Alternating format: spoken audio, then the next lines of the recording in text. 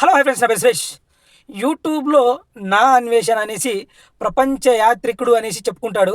కానీ ఈయన సనాతన ధర్మం గురించి కానీ, ఆడవాళ్ళ గురించి కానీ, అంటే ఆడవాళ్ళ గురించి నేను బాగా గొప్పగా మాట్లాడుతున్నా అనేసి బయటకు వచ్చి చెప్పాలి అని అనుకున్నాడు. ఎక్కడ కాంట్రవర్సీ ఎలా ఉంటే ఆ టైంలో ముందుకు వస్తాడు ఈ అన్వేషణ. అయితే ఈయనకు 2 ఛానల్స్ ఉన్నాయి. నా అన్వేషణ అనేసి, ప్రపంచ యాత్రికుడు అనేసి 2 ఛానల్స్ ఉన్నాయి. ఆ ఛానల్స్ అందరూ మరి హిందూ ధర్మంలో ఇంతకు ముందే ఈ దేవుళ్ళ మీద రేపులు జరిగినాయి అనేసి చెప్పడం జరిగింది. ఇలాంటి వ్యక్తి మరి ఎందుకు ఈ మాటలు తూలి ఇలా మాట్లాడాడు అని నేను అనుకుంటున్నానంటే, అతనికి భయం భక్తి లేదు, వేరే విదేశాల్లో ఉన్నాడు కాబట్టి నన్ను ఏం పీకలేరు అని అనుకుంటున్నాడు.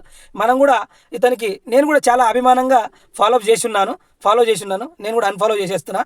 అయితే అందరూ అన్ఫాలో చేయండి. ఎందుకంటే అతను విచ్చలవిడిగా ఇప్పుడు లంజా కొడక అనేసి తిట్టాడు.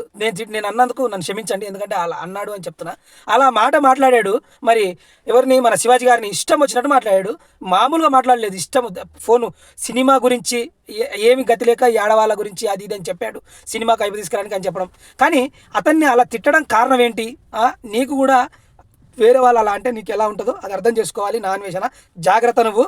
నువ్వు చాలా అంటే చాలా బ్యాడ్గా మాట్లాడి చూడండి. ఒక అమ్మాయి నీ మీద నాకు రెస్పెక్ట్ పోయిందనేసి అన్ఫాలో చేసేస్తున్నా అనేసి అన్ఫాలో చేయడం జరిగింది. నేను ఇప్పటి నుంచి మీ మాట్లాడను, మీ దగ్గర మీవి చూడను అనేసి చేయడం జరిగింది. అలాగే అందరూ కూడా అలాగే చేయండి.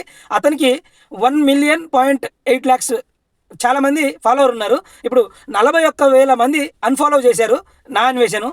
మరి ఇష్టం వచ్చినట్టు తిట్టి, నీవు గరికపాటిని గారిని ఇష్టం వచ్చినట్టు తిడితే ఎవరైనా అలాగే చేస్తారు. అంత పెద్ద మనిషిని అతను ధర్మం గురించి అన్ని మాటలు చెప్తాడు. అతని అనుభవంలో వీడి అనుభవం ఎంత ఉంటుంది మరి అది అర్థం చేసుకోవాలి. అతనికి తిట్టిండు, ఆడవాళ్ళని కూడా అవోటి ఇంతకు ముందు మాట్లాడిండు. ఎక్కడ కాంట్రవర్సీ ఉంటే అక్కడ మాట్లాడతా అన్వేషణ. మరి ఈ వీడియో మీకు నచ్చినట్లయితే, నేను చేసిన వీడియో నచ్చినట్లయితే సబ్స్క్రైబ్ చేయండి. ఇంకా ఈయన్ని మాత్రం అన్ఫాలో మాత్రం చేసేయండి. ఎందుకంటే ఇలాంటి వాళ్ళు ఉండొద్దు నాకు అనిపిస్తుంది.